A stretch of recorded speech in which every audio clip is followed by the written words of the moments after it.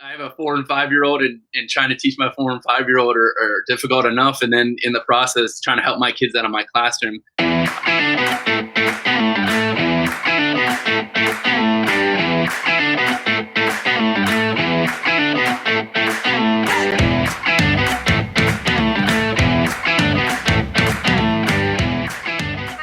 Happy Monday. I have an amazing guest with us that may look very familiar. Joe, how are you doing this morning? I'm doing awesome. I've got my cup of coffee here and ready to go and enjoy this chat.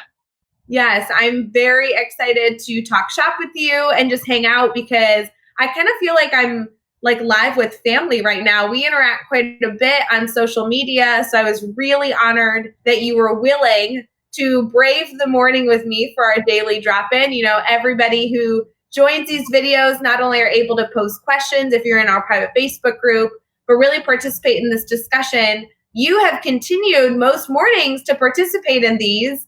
And then for everyone else who isn't yet in our private group, they can catch these recordings after the fact as a bonus episode for Teach Better Talk podcast and over on YouTube. So it's just been really fun to engage with people every morning with this. And I can already see there are comments this morning coming into our stream. Very excited to see your wonderful face in our daily drop-in. So if somebody's listening right now, maybe not affiliated with our private group yet, they haven't taken the plunge to join our wacky, fun little group that we have, and maybe they're unfamiliar with everything you do, Joe, would you give us like a little bit of a background? What's your background in education? What do you do? Kind of get our morning started with hearing a little bit more about you. My name is Joe Gonzalez, and I'm currently a sixth grade teacher at Andrew Jackson Middle School, and that is in Kanawha County Schools in Charleston, West Virginia. I'm a journeyman teacher. This is my 7th year. I've taught elementary. I taught 5th grade for 6 years previous to that, but this year I decided that middle school was a new challenge I wanted to do, and I've loved it. I wish it would have. I'm not saying anything yet, but I would have liked to have completed a full year, but who knows? But anyway, for me, it was an awesome transition. I did enjoy my time in elementary, but I also looked at maybe moving to the new challenge was fun. I've had many other jobs and careers before this that finally I landed in teaching. So I'm happy to be here. So. Well, we're going to have to talk more about that. I want to hear kind of about your background, and like middle school is my background as well. So I love when we get good middle school people on here because I'm always eager to talk shop, but I think that there's a whole lot of things we're going to be able to dive into. I do want to note, I'm looking at my phone because Kelly posted a comment saying, "Happy Monday, Ray and Joe, good morning." I feel like that could be our morning show name, like the morning show with Ray and Joe. We could do this. That's like kind of catchy. Yeah. Don't you think? Yes, absolutely. I'm a morning person, so yes, absolutely. See, you're going to regret saying that because now I'm going to text you every morning being like, daily drop-in, you come in? It'll be great. I do see a ton of people posing good morning comments. It's always so good to have people participate in this group. Don't forget, while Joe and I are going to actually dive into a lot of different things, Joe, I have a lot of questions about kind of your experience so far with remote learning and the work you've done. We're also here to take questions. So if anybody in here wants to pose questions about either their own classroom or their own requirements for remote learning, Joe and I are happy to be your brainstorming buddies. So feel free to use us during this conversation. In addition to also commenting to each other, and I love all the interaction we're getting so far with everyone this morning. So, Joe, tell me a little bit. I know you kind of obviously, I think we're all in this position where we wish we could finish out our year. But how did all this remote learning come about for you? It seems like everybody has their own story on, how this transition happened for them and how quickly they got into this distance learning environment. Will you give us a little background with that?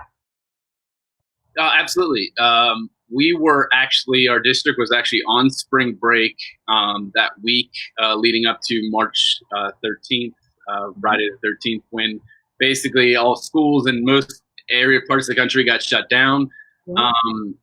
all week I had kind of been thinking in the back of my mind, hearing cases were popping up and everything. So it was ramping up more and more, and nothing had been coming out of our district. So I was kind of like scratching my head going, well, this, something's got to, change, or something's got to happen. And then obviously, our governor went on Friday the 13th. So what happened is everyone went into kind of, I don't want to call it not a panic, but a crisis. And, okay, what do we need to do? And our team, our schools and our administrators went into action. And that following week gave us teachers about 3 or 4 days to get together, to plan, to figure out what we're going to do, come up with I wouldn't say I can't remember what grade level, but most of us are one-to-one iPad from probably 3rd or 4th grade on all the way through high school. So we had to work into some of the issues of getting, kids might have left an iPad at school over the break, and then how to get that back. And then obviously then going through the safety of it, you don't want kids coming into school. And so I was able to go into school, I think, that Tuesday and meet with our team and kind of just get a general plan. And we had Thursday and Friday to post some lessons and get the ball rolling from there.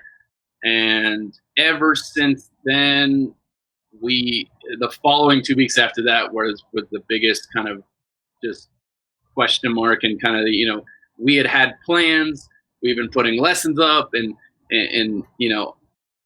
I think expectations were either too high, too low, couldn't find it in the middle. We couldn't figure out what to expect from the students. We didn't know how long this was going to last. Was this, I was thinking a couple of lessons of like, well, okay, is this something that, can I just pick up content that we were doing a couple weeks ago? And that, will stem into our next conversation eventually. But, then it just, we started realizing the technology started shutting down a little bit and was a big challenge. So that started putting, damper in. And I appreciated the flood of all the tech companies offering, free services and things like that. And it helped us, but it also at the same time, a lot of the things that I was using got shut down. So the kids kept emailing me being like, hey, this doesn't work. So it was definitely a challenge. So that brought us to about last weekend, and we had a meeting with our principal and the superintendent of the schools for the state of West Virginia. Said starting today will be a new learning platform for the distance learning. Okay. So how did that affect you with that shift? I think initially at first it was, I would say, probably a little bit of pushback of saying, well, the model is starting today as up until 8:30 and my lessons are already posted. We are only to do one lesson for whatever subject we teach, and then give them an entire week to complete it. It is due on Sunday at 11:59. And you put your whatever content you have, the assignment, and then an enrichment activity that they're not required to do, but that's kind of the three-headed attack that they're doing with it. And at first I thought, what are they doing this for and why? And then I think they looked at it from the standpoint of a parent. And I think you've had Becky Thal on here before talking about, you've got a middle schooler, a little kid, how are you trying to handle teaching these kids? And then you've got to teach your own kids on your classroom. So parents were juggling. You teach math, so I'm sure not every parent remembers 6th grade math, 7th, 8th grade math. And so I have a 4 and 5-year-old, and trying to teach my 4 and 5-year-old are difficult enough. And then in the process, trying to help my kids out of my classroom. But the other big push was, and I'll put a plug in for Caitlin Giordano, if I'm saying her name correctly. She just released The Fall of Grades, a little blog. I read it last night and read it again this morning. It was awesome. I recommend you go check it out. Talking about feedback, and that is what our superintendent was basically saying is feedback. Provide feedback to the students. This is stuff that should not be graded. So it really forced me to go back and look at what is the most important content. What is most important right now? So that's what Joe, I loved that very variety in your story. I want to go and pick apart every single section.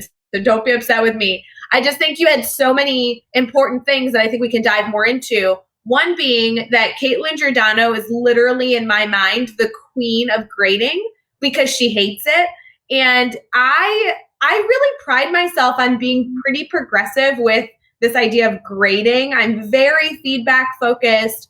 I really truly, I don't mean to pat myself on the back, but I thought I was pretty progressive. I'm like, I don't, all these things. And then I met Caitlin Giordano, and she challenges me all of the time in trying to see grades even more drastically different than how I thought that I was already viewing them. So I actually would love to hear more about that blog eventually. But let's go all the way back. So all the way back, it's March 13th, the Friday the 13th, students are out of school. You had a few meetings with your teachers, and then you started remote learning. I remember this day for you because you were participating in our daily drop-in in the comments, and you were posting about how this was your first day.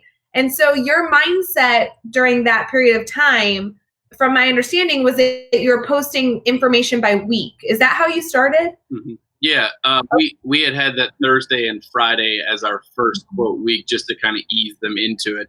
And then yes, the following week was more, we were anticipating to put 2 to 3 assignments in per week, again, because that was all we were operating on how long are we going to be out? We didn't know whether it was a week, 2 weeks, so that's the premise that we were operating under.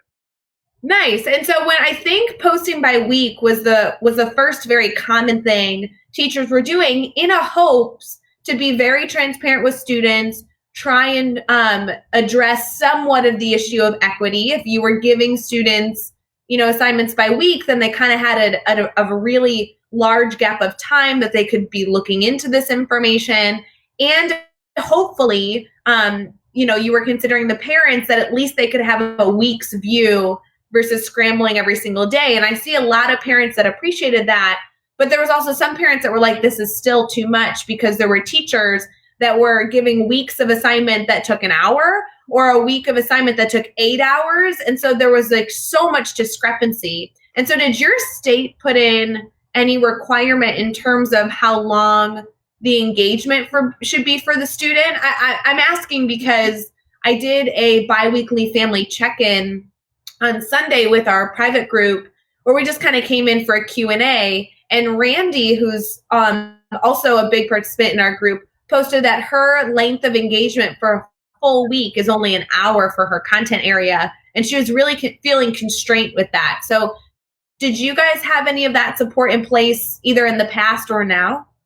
No, at the beginning, I think we were kind of just fluid. We were just floating in water. We really just were trying to stay above water because we really didn't know how to best attack this and how to and what models would be sustainable and going back. So I don't know that, I don't think that there was anybody thinking that of going that, but in the back of my head, I kind of started after the first week, after the sort of second week, when I started getting all the feedback of well, this link isn't working. That site shuts down. And students were starting to have trouble. And one of the first assignments I could do was just say, send me a message and tell me, do you have internet? Are you okay? Do you need anything? Just trying to get, and most people did respond, but there was kids that were for probably 2 or 3 weeks that didn't respond to me, period. And now whether their situation at home was different or they just kind of thought, hey, we're out of school for a couple weeks. We don't have to do anything, So, that was but as for the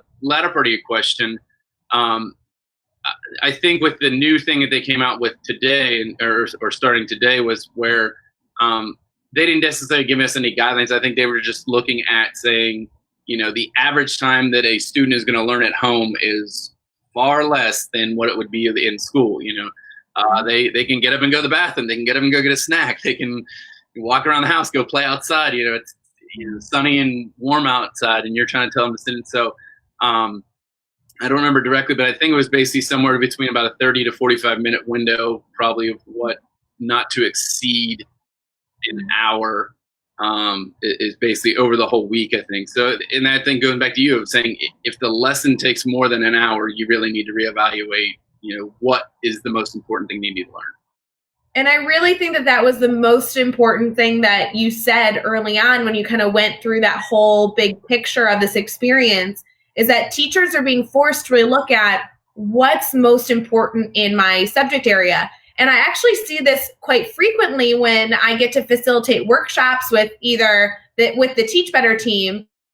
Typically with the grid method is it forces teachers to look at how they've typically taught something, and we don't throw it out. I mean, you should still use these great tools and resources and learning opportunities that you know students have benefited from and enjoy, but like you have to find ways to weed out the things that maybe didn't align to the standard very well, but you really liked it and you always included it, or things that you assign just to kind of assign something for the day. And you kind of have to get together the essentials. What really does the student need to be able to accomplish to prove mastery on this idea? And I think a lot of teachers are going through what you're going through right now of having to do that evaluation of their content area. And the bummer is that they're doing it alone in their homes versus like a collaborative environment, like a workshop where you can kind of spitball with the people next to you. You know what I mean? Mm-hmm. Exactly. I thought about this last night. It's scary kind of doing this all alone. I know when we're normally in school, we meet with our team, 2-3 times a week, and we're discussing what are we doing next and what are this. And so, not that we're not carrying on meetings via virtually, but it's this weird, situation that we can't quite get a grasp on of trying to figure out what is the best way to attack it. But so I really want to get into the feedback piece. I want to get back to that and all that. But can I ask you really quick? Yeah. You're talking about using other means to kind of connect with your colleagues and brainstorm. Have you guys put together any system of how you're brainstorming together or keeping connected with the people you work with? Just out of curiosity, more so for me, because I really want to make sure I'm keeping connected with my colleagues. Every week we meet on I think it's Tuesday. We have a Zoom meeting that we'll get on and just discuss. And our principal joins us kind of just to say what are we running into, what are some problems, how are some successes, and that's been the biggest thing right off the bat. Cell phones, we all have text messages, and we're keeping back and forth. What were you thinking about for this week, and what were you thinking about for that week, kind of thing. So that's really how we're doing that. And then that's the easiest way right there to answer that question. No, I think that's great. I'm currently doing a Zoom call option. It's actually, we're using Google Meets now, I think. But we're using that option once a day at 1:00. So like any student and any teacher on our team can like pop in. So that's kind of social interaction time. And then our team is doing like a team meeting on Wednesday mornings and Friday mornings, kind of to talk around students, but also to just engage with each other. But definitely my text message thread was crazy. I don't know if you caught, you were in our biweekly check-in yesterday afternoon. I had like 42 text messages from them, even just by being live in our private group for an hour. So there's plenty of engagement, but it's always good to keep up with your colleagues when you are stuck at home. It's super important. Yeah, and we also, I do have office hours every day from 9:30 to 11. And and we use Schoology as our learning management system, and they do have an option there called conferences, which our district is recommending that we use that because it's the easiest and secure way that students can go in and meet with me if they have any questions on assignments or feedback. But I'm very active in providing, usually, if not daily, every other day videos or just a little small tutorial how to use something. So that's the other way that they can keep track with me.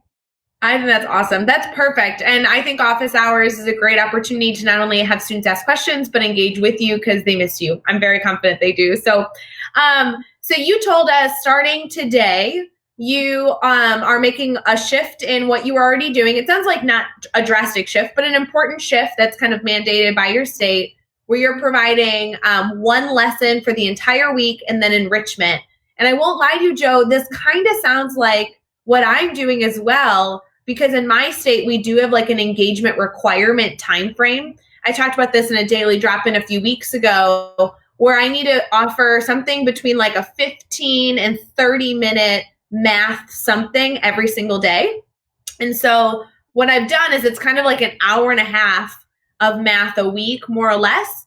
And I gave them like a mini grid is what I'm calling it, where I do a few learning opportunities that scaffold towards the standard. And then I have a few on-standard learning opportunities. And then I have enrichment. And unfortunately, or fortunately, depending on how you look at it, where I am, everything's optional. So, when we talk about what's quote unquote assigned, I assign these pieces, but, students can kind of take them for what they need, for what they're worth. So, is that kind of similar to how you've structured your lesson, I'm sure, where you're doing like some sort of practice, something on target, and then this optional enrichment? When you're doing those pieces, how are you giving students feedback? Have you figured out your structure for that work yet? Well, for the most part, I had to create the assignment, and the feedback portion is going to be a learning part for me. It was, I'm trying to think here, what is the best way to say this? I had to go with this is how I decided to attack it. I looked at, and I hate to say this, and I hope I'm wrong, I looked at it from the stance of, we're probably not going to see these kids for the rest of the year. That was me. I hate to say it, and if I'm wrong, great. Then you know what? Whenever I just don't see a plausible scenario us going back to school being a safe thing. That's just my own personal opinion.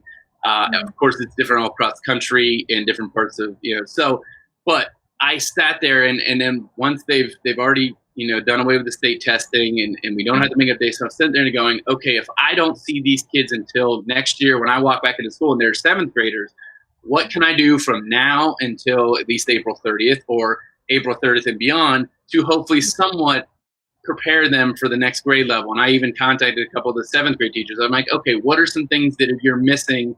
And they gave me some ideas. So I kind of just went back to almost some basic stuff that we needed to work on all year just for them to improve upon. So nothing in my mind that was too taxing. It wasn't new content, and as relative as possible.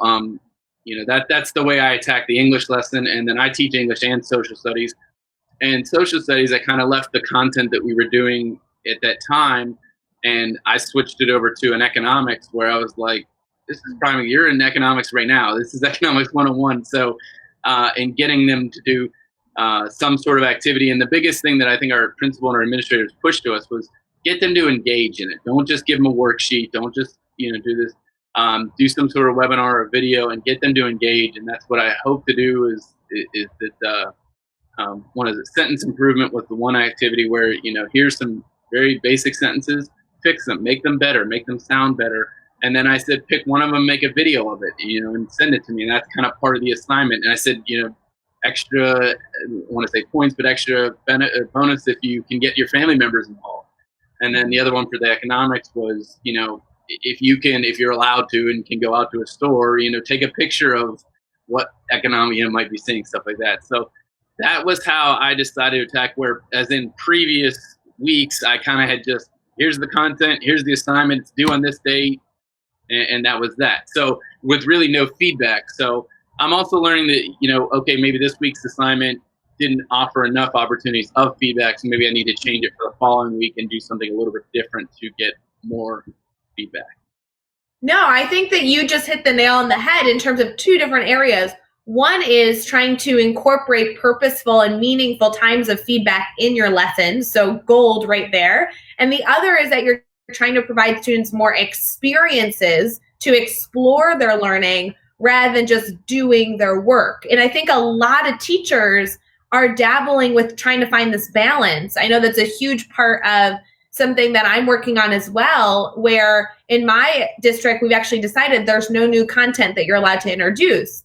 And I've had a few teachers feel like they're handcuffed with that. Like, oh my goodness, how am I supposed to provide opportunities for students to engage them for 15 to 20 minutes a day all week long, but I can't introduce new content? And I really would challenge everyone listening. This is an opportunity to challenge your students to take their background information, really shore up those fundamental skills, and now go explore them in the world, because they have the opportunity in their home, in their backyard, to find your content now in action. And so I think that's super interesting that you've not only given them these opportunities for experiences, but then also folded in these purposeful times for feedback, and feedback really should be driven on enhancing their understanding rather than like task completion, because more often than not, teachers feel comfortable giving feedback on like accomplishing a task,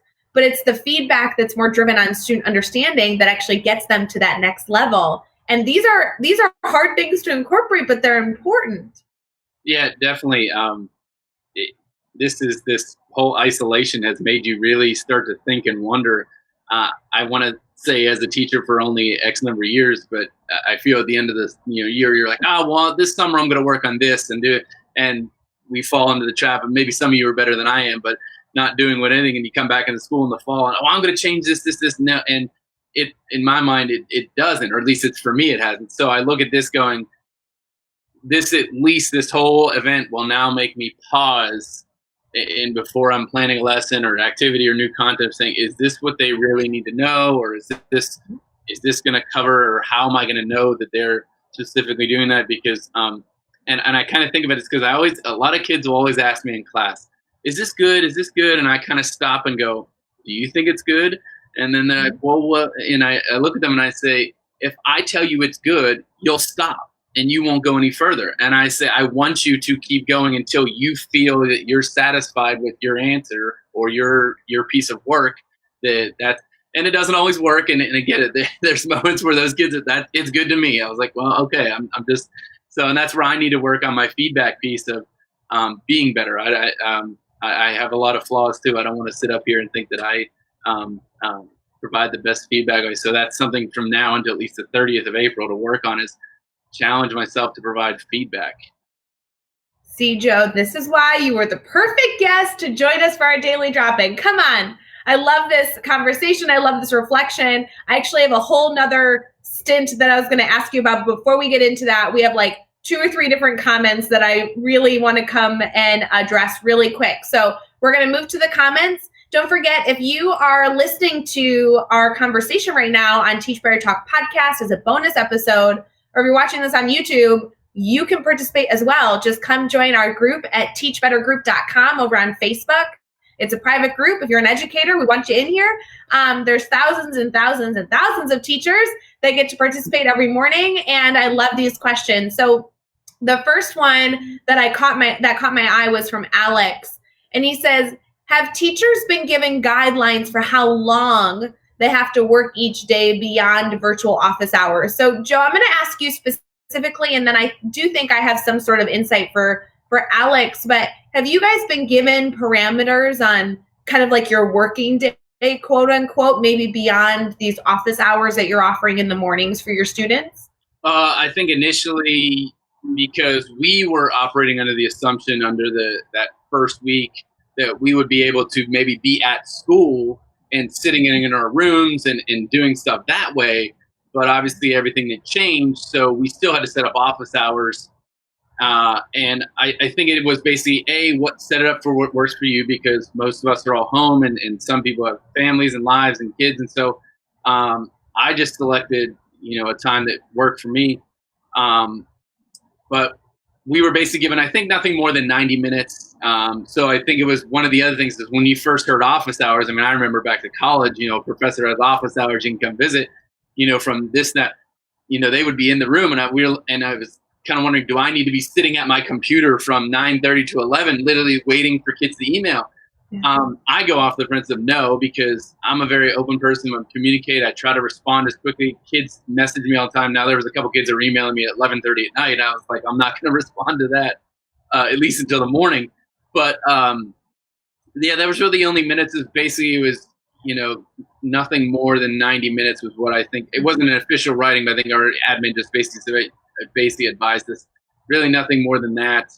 Don't wait, take up your entire day sitting there waiting for a kid to email you and message you about a lesson or something like that. So, yeah, it's really tricky. I know a lot of discussions around equity have brought up this conversation around the fact that students may not be working during their typical school hours, right? Jeff Gargis was in here.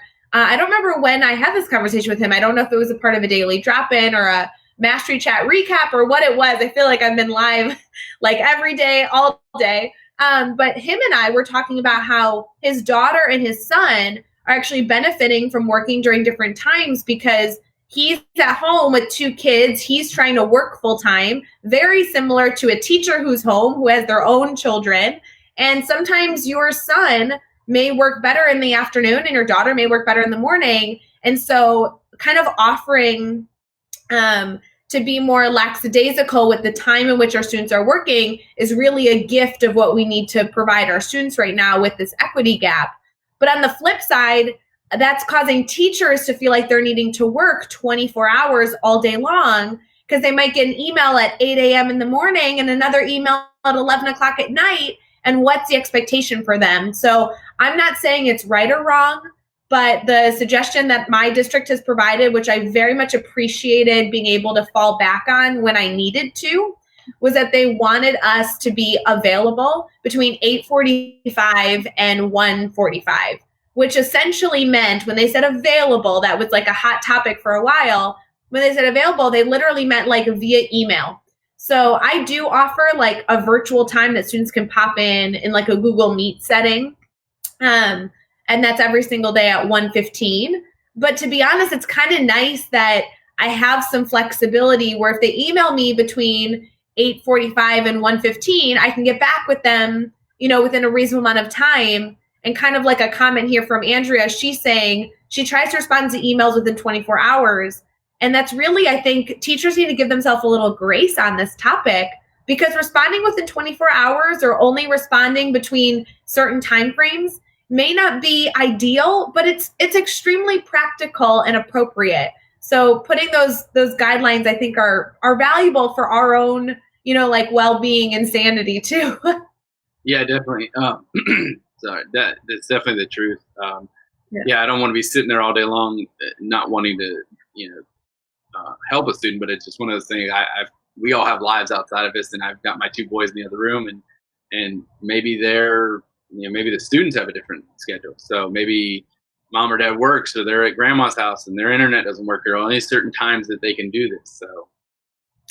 Well, and to the point, there was a comment that was just made, when you're running more of a self-paced environment where, for example, if you're a teacher who's assigning things by week, you're essentially assigning a self-paced learning experience for a week. And obviously everybody's done this a little bit differently. If you're a teacher that's using the grid method, you're probably using a triage system or some sort of management to help you with that, which I have found to be a complete lifesaver. But because you're working in that environment, it does allow you the flexibility to not be on your email all the time. Because if they're asking you a question on Monday, but they email you right after your time frame ends when you would typically be on your email or available for students, you can either say, yeah, I have time right now. I'm going to make sure that I engage in the student's question. Or because it's not due for the end of the week, I'll get back to them tomorrow. I'll set up a time. It seems very relaxed in an environment where you can really focus on the learning and not focus on these time constraints that really don't have any meaning right now. You know what I mean? Yeah, definitely. So Randy also posed a question. She says, we were given specific time for office hours so subjects don't overlap. 2 days I'm on from 8 a.m. to 9 a.m. The students are not up. So Randy's kind of vocalizing frustration that she was given a time frame, but it's not really conducive to what her students want or are used to. So what are your thoughts on that, Joe? I found the same in another piece, and hopefully we can get to it. But before we run out of time, is communication. I teach. We do kind of I teach 2 classes. I have a morning block and an afternoon block. So I really only have 51 of the 220 kids in our school. So I have the luxury of I've called every single one of them at least once and just talked to the parents, whether that or left a message in the phone saying, hey. And half the time when I get a hold of the parents, it was just, they were so nice to hear the voice and just check in. But a lot of them were saying, well, they're asleep, because I was calling about 9:30 in the morning. So, yeah, I see that too. They're asleep. They're waking up on college hours, if you want to call it that, where they're up late at night, sleep in all morning, get up in the afternoon and do their work. And that's why I'll be out with my boys, and 3 o'clock in the afternoon, I'm getting messages. And most of the time, the messages or questions coming are just saying, hey, this didn't work. or I don't understand this. Could you explain it? And I can usually quickly reply and send it back, and I don't have to worry about that. But I that's just a challenge right now, and maybe she gets stressed her students of saying if it's an emergency, try to hold off and or schedule a certain time. Obviously if the assignment's not due till Sunday, say, hey, when's the time that works for you that you and I can meet at 3:00 in the afternoon and have a quick call and go on from there. That would be my suggestion if somebody didn't put that. So. Well, and Randy, that would be my suggestion too. I mean, I personally, and I can say this to you because I know that we're friends, but like I personally don't agree with having a set time so things don't overlap, quote unquote, because I don't think students are operating that way right now. We put in a lot of structure, the beginning of remote learning, teaching students how to build their own schedule based on their own needs and the own requirements from their content area. So that could mean that they work on my subject area 15 minutes every day, or it could mean that all Monday is just dedicated to math and they don't do anything for the rest of the week. So trying to give students that flexibility, some voice and choice in how they run their day also kind of goes along with, you being available. So I understand why 8 a.m. to 9 a.m. isn't really conducive to when your students are working or available. So if possible, could you offer other options, even though it sounds like your school may be trying to put in some constraints? I just would challenge any administrators or any districts that are going through this process. If you want to put together structure, let's focus our structure in teaching our students how to create their own structures rather than creating our own as a district level from a distance. Because when our students are not in our environment, we really need to give up the control and hand it back over to the students and say, you are in control. How can we help you kind of manage the environment that you're in, rather than us trying to create requirements at a distance and hoping that you catch on and kind of abide by them. Does that make sense? Mm-hmm. Oh, yeah, exactly. So, Alex posted another comment here saying, I'm wondering about teachers' work time, not student work time. Many teachers worked, say, 7 to 4. Are you expected to be doing professional work the same hours, or are you only being asked to be available for students? Do you have a thought on that, Joe? I kind of feel like my response to that is my district has asked me to be available for students. And so my planning is also kind of happening during that time when my students don't need me. But I also have a professional learning day on Thursday that was already in our calendar that we get to do some professional learning to get ready for future weeks. So that's kind of where I'm at. What about you? I think, again, in the very beginning, the day was supposed to be, or the very first was supposed to be, you were, I think the vision I had was, you were kind of to be available, but then I think that they looked at it of, we're salaried people. There's no time clock to punch in that we're up at a certain time, or an email is time stamped, or the video is done by this time and posted, that they're going to come back and say, well, you didn't post it by this time, kind of thing. Nothing really that, I feel like I'm working all day long. That's the thing. And I know, but I'm not putting, I think when we go to school, that's where you're putting in that, compress that by 6 hours or whatever in that one learning spot. Now I'd say drag it out over an entire day, where I may hear from 2 or 3 students at 8:30 in the morning, but I may not hear from another student till 1 o'clock in the afternoon. So I can still be, quote, available via my phone and technology, or might just be able to not get to it right away and get to that. So that's the easiest. That's the way I can think about that. It's not like we're sitting on the beach, relaxing, hanging out. We none of us really have anywhere to go. So, but I understand his question. It's a very valid point, and I haven't really received any. I just know that I try to get ahead of it and be as vocal and out there as much as I can, so that, heaven forbid, they can come back and say, no, look, I posted videos either every other day or updates or whatever I can to get the word out there. So. Yeah, I love this. I have to comment on Randy's comment. She says, my 4 children and 4 dogs don't care what the schedule is. I'm a mom and a teacher all day long. That is That is the epitome of where every single educator, whether you're participating live or watching this afterwards, that is where we are all at. So I love it. You know, Joe, we have been live together for 40 minutes. You have provided so much insight. We've been able to dive into so many different ideas, but I know that you had a number of different things that you wanted to share. Did we touch on all of them, or were there any other areas that you feel like are really important to discuss, especially with kind of what you've been experiencing in the past few weeks? I think the only last thing that I would touch on is just the communication. Is be open about it. Be as, I hate to say, aggressive as possible. I mean, I've called so many parents on the way to work or caught them at work, and it's forcing me to say, hey, is everything going okay? Is there anything you need? Are you not understanding something? Are you having trouble? Do you have access to internet?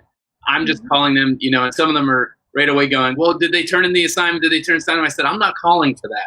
I'm calling for you and your family. And I got a very general, overwhelming response of support and saying thank you. And one parent thanked me for saying the videos allow a connection to a student to maintain a connection to me. So that would be my challenge to you. Of course, not everybody is comfortable recording videos, or you can even do a screencast. If you haven't figured that out, there's tons of webinars on how to do a screencast, or on your computer. Do that, and I just hearing your voice is much different than here's a video or here's an activity and do this. So and reach out for help. I know our technology team for our county has done a phenomenal job from day one. They have an entire folder of daily webinars of how to use all these things we are so blessed with the technology department in our school, and our admins are really pushing this to help. I get any question I have, I almost can either Google it or I can email one of them and say, hey, how can you help me with this, get this working? This isn't working. But. That's so awesome. I actually want to talk about that a little bit more, if you don't mind picking that apart a little bit. I really would challenge anybody listening, if you are not comfortable recording videos, get over it. Like, I mean that in like the most loving way possible. And you guys know, guys, I love this group. I love our network. It is so odd. It feels weird, whether you're recording an Instagram story or sitting alone in your office like I am right now on camera talking to Joe. I know it's weird, but get over it. Like, your students need to hear from you. They need you. And it's not ever going to be the same, not only for instruction, but for like the emotional well-being of our students. They love you. You have fought for these relationships that you've built. Don't lose them because you don't feel like being on camera, because your students love you no matter how you look, and they need to hear from you. And so whether you're using, I like, Joe, that you talked about, there's so many tutorials on Screen-O-Matic or anything. If you have a laptop with a camera or a cell phone, record a video, and it can be a 3-second video of you just saying hi and smiling, or it can be an entire lesson of you teaching something, but the whole goal is for them to get some interaction with you. Because as we begin to shift, my hope, fingers crossed, and I might be a few weeks ahead of my time right now, I'm really hoping that as a teacher, you are finding the structure that you need to be able to provide students learning opportunities and be able to give them feedback and track their progress. If you're not yet there with those like 2 or 3 pieces, then please reach out, because our team would love to help you.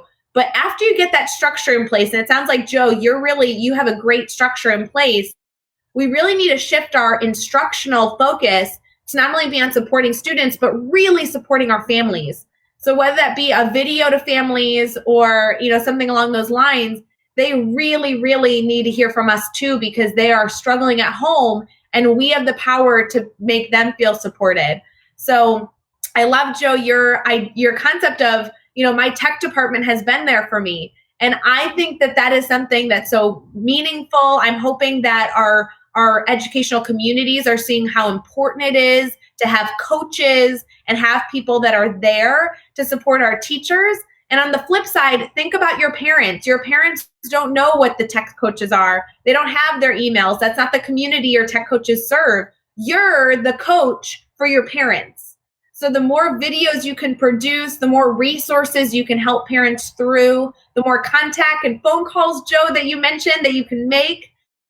Our parents need those because you are the tech department. You're the principal for our families who need an adult to ask questions to. So I think that's so important. I just think that's something I hope all teachers really begin to focus on. Yeah, the last thing I'll talk on that is that I've had, I think we've probably for the past almost 5 or 6 years, we've been a Apple school. So I've had a MacBook, I've had an iPad, and I've been blessed with that. But honestly, now I've learned more about it, of how to actually use it. And I think that was one of my struggles. And I had just met with our tech coach, had come to our school and was talking on how to change some things of, how we're using technology, when we were just like, well, we get them to do a PowerPoint and we put it up there or something like that. And he's like, that's not really engaging the students. So he was going to start working with us to help us, and becoming an Apple Distinguished Educator, or even becoming a Google Certified teacher. Those things are two recommendations probably from them, saying, use the technology you have here. And I can tell you, the conferences app in Schoology, the little link, I can go in and record a video, and within after maybe 15-20 minutes, post it. And that could be used for next year when we have a snow day, or when we have power outage or something. I look at that going, the kid that missed school for 2 or 3 days, hey, here's my lesson, I recorded it, and now you can watch it. So for me, that's a huge advantage going into next year, looking at going, okay, most of these kids should know how, or should know or be familiar with these things. And I think at the beginning I had a different attitude of when I think I was talking to you guys in the group or something, and I just said, I realized that a lot of these kids are not as tech savvy as we think they are. And so I go, well, okay, well, if they're not tech savvy, maybe the parents aren't even anywhere near that. So I constantly get messages back and forth. So, the challenge is to find the right technology and the right tech tool and use it appropriately. But the other challenge is then show them how to use it. That's the biggest thing. Show them how to use it. I wish Flipgrid's the only one that's kind of fell on my face with. It's just I didn't get enough response back. I'll probably be working on it for moving into the next year when the kids come in and that's the first thing they see, and they can kind of go from there. But that'd be my only. I wish I could get that a little bit more up and running, and I can maybe work on it over the next couple months. But yeah, it's funny. I'm using Flipgrid to address those common questions. So I'm pointing my students and my parents to a Flipgrid question portal where they literally are supposed to pose questions, and then I'm monitoring it. So I'm making sure that I respond, but also like my students might get to it first and they might already have the answer as well. So I actually have had parents post questions saying, hey, the Chromebook won't turn on. And then a student's responding saying, oh, did you hold down the power button? Did you check this setting? And, I'm not saying it's perfect, but I think creating a community of where you can ask questions in a safe space and get those answers is really important. Joe, I know that our daily drop-in is going to end soon. So any questions that you guys want to throw in here before we end, is feel free to do that within the next few minutes.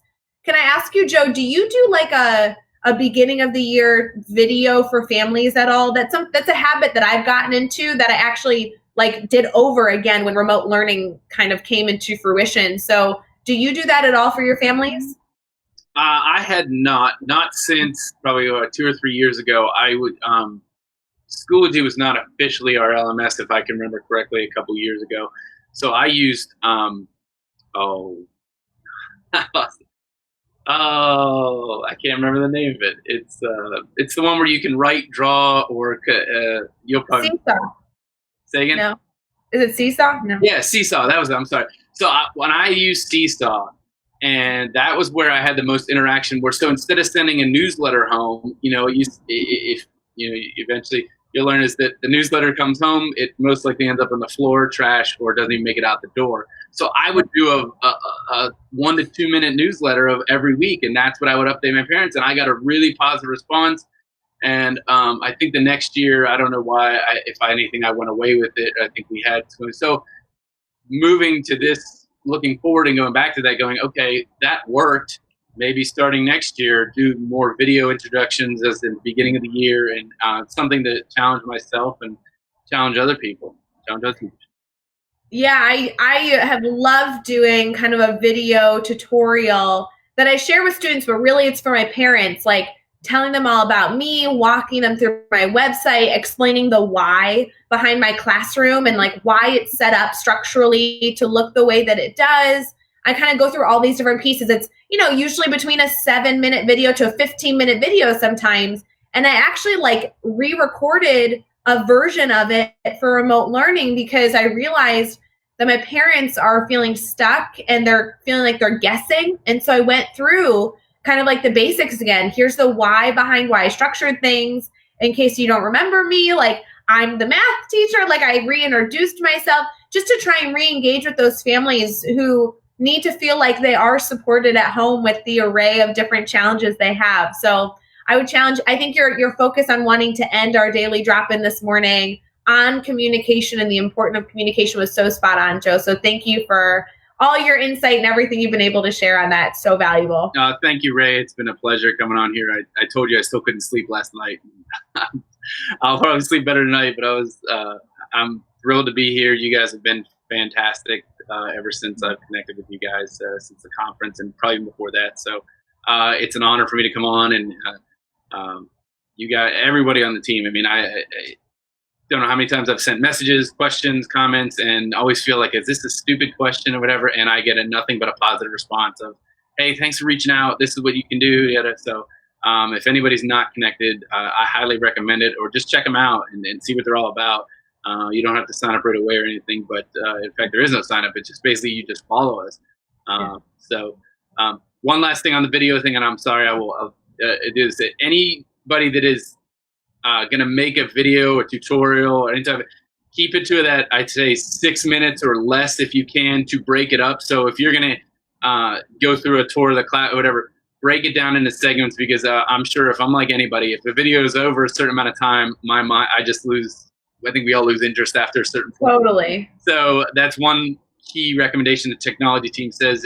Obviously if you're recording your lesson, maybe break it up into smaller chunks, so that, or tell them this will be 15 minutes, next one will be 10, last one will be that, just so that they know that, okay, it's going to be inside. Anyway, but Joe, I'm so glad you mentioned that. I completely agree. Like, try and keep it within that 3 to 5 minute range. And if that means you have 4 or 5 videos, go for it, especially for a lesson, but be really specific, label them, introduction, going over this term, be very specific. Because then not only are you achieving that attention span that you want to make sure that your students can stay engaged with the content, but also it allows them to refer back to it when they need it. If you break it up, then they really can have that targeted approach in finding the answer versus giving a student or a parent a 20-minute video. You're scrolling through, and at that point you're like, I don't know. You know what I mean? Yeah, exactly. But it's so fun. Well, thank you for everyone here that was able to join us for our daily drop-in. Don't forget that these videos are all archived in our private group, which is the only place you can actually participate live with us and share your comments. If you are watching this, you can also catch all of the videos on YouTube and the audio as bonus episodes for Teach Better Talk podcast. Don't forget, we have Mastery Chat every single Thursday that you can participate in at 8 p.m. Eastern. We have 7 podcast episodes publishing every single week that are either a combination of our daily drop-ins or our amazing interviews with teachers across the country sharing their insight and their stories. We have new blogs publishing every single day at teachbetter.com. We have about 4 blogs that you can catch every week to stay up to date on the new things going on with remote learning, social distancing, and anything in between for the classroom. And last but not least, we have so many downloads that have been created for teachers and administrators over on our website. We actually have that under the free downloads tab and actually under the distance learning portal that we created, where we kind of took all the courses and the blogs and the YouTube playlists, put them all in one location for you. So if you are somebody looking for resources and tools or wanting to take a free course on how to facilitate a virtual learning classroom, please head over to teachbetter.com. We got a lot there. But Joe, we really appreciate you joining us for our daily drop-in. You had so much insight to share. You definitely didn't have any reason to be nervous. We really appreciate it. So thanks for everybody that participated, and we'll see you tomorrow morning.